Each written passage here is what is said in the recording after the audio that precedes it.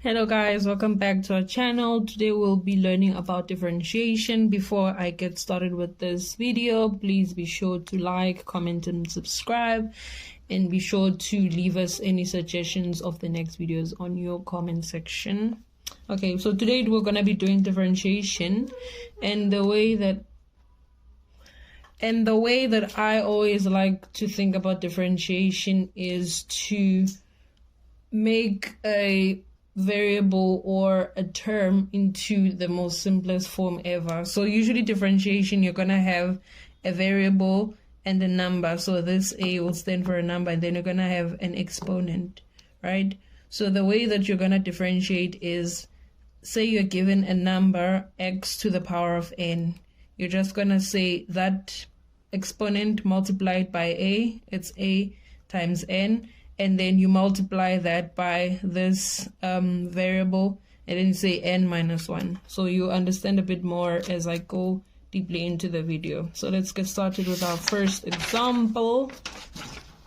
Okay, so we have x squared as our first example. So the first thing that you're going to do is, so this is just x squared, but let me just write, because some people forget that with x squared or with y squared or y to the third, there is a 1, an invisible 1 here, but they don't necessarily write it. So let's just write 1x squared, right? And then, so the first thing that you're going to do is you're going to take that 2 and multiply that 1. So you're going to say 2 times the 1, it's just 2. And then you bring down the x to the power of 2, right?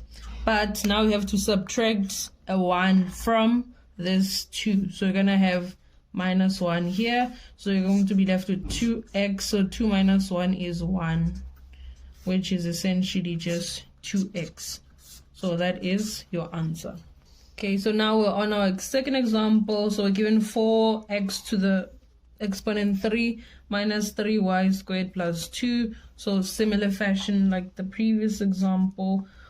We have 4x to the third, so we're just going to say 4 multiplied by that 3, and then for this x, we need to always subtract a 1 from every exponent. So x 3 minus 1, right? So that's for just this term here. So this belongs to them. Okay, right? And then we're going to have minus, so we have 2 times 3, 2 times 3, y 2 minus 1, and then plus. So whenever you're given just a constant without a variable here, it's essentially going to be written like 2x to the, sorry, it's not x. So if there's just a constant here, when you're differentiating, it just goes away. That 2 goes away, so you don't have to worry about the 2. So we're going to have 4 times 3, it's 12.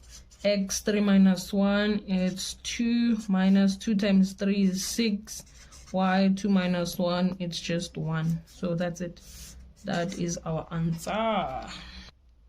So with this one, it's now a fraction, right? So we have 10x to the third plus 12x to the second minus 8x all over, all of them are all over 2x. So whenever you're differentiating, or whenever you come across a situation like this, always split up each and every term to the numerator. What do I mean by that? I mean, right, 10x to the third all over 2x, right? That's the first term. Then the second term is going to be 12x squared all over 2x.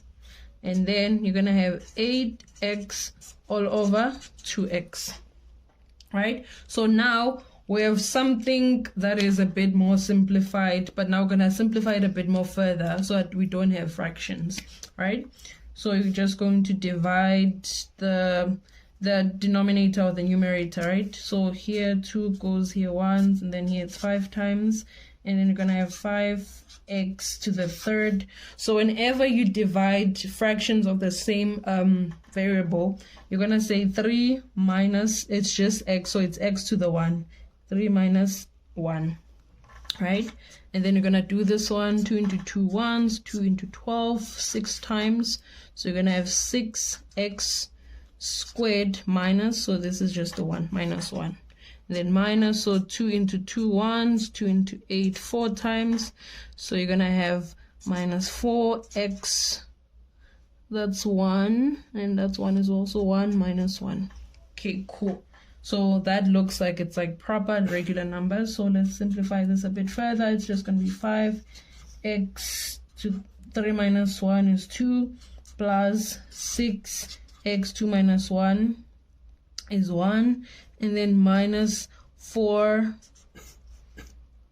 x1 minus 1 is 0. So anything to the power of 0 is 1. So it's just going to be, 4 times 1. So now we can start differentiating.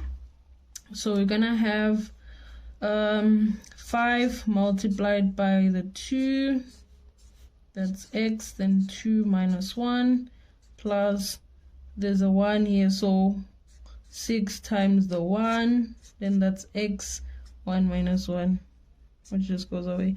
Then this one, it's a constant because 4 times 1 is just 4. Then it's going to be a constant, and it's just going to go away. So I'll just remove this one. Then here we have 10x, so 2 minus 1 is just 1. And then here we have 6 times 1 is just 6, and then x, 1 minus 1 is 0. So anything to the power of 0 is 1. So it's just going to be 6. So this is our answer. So fourth example, we have 5z to the 4th plus 1 over 2z to the 3rd minus just z or z. So we have 5. So now we're gonna just say 5 times 4 multiplied by z, 4 minus 1 plus 1 over 2 times 3 multiplied by z, 3 minus 1 minus z, 1 minus 1. Okay, so 5 times 4 is 20. Then we have z, 4 minus 1 is 3, plus a half times 3 is 3 over 2. Z, 3 minus 1 is 2.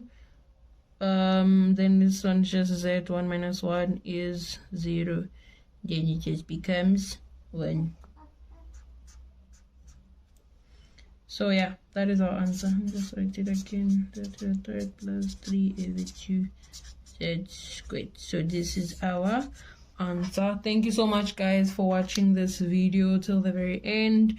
Be sure to like, comment, and subscribe, and let us know any next video ideas or any videos you'd like to see. Happy learning. Bye bye.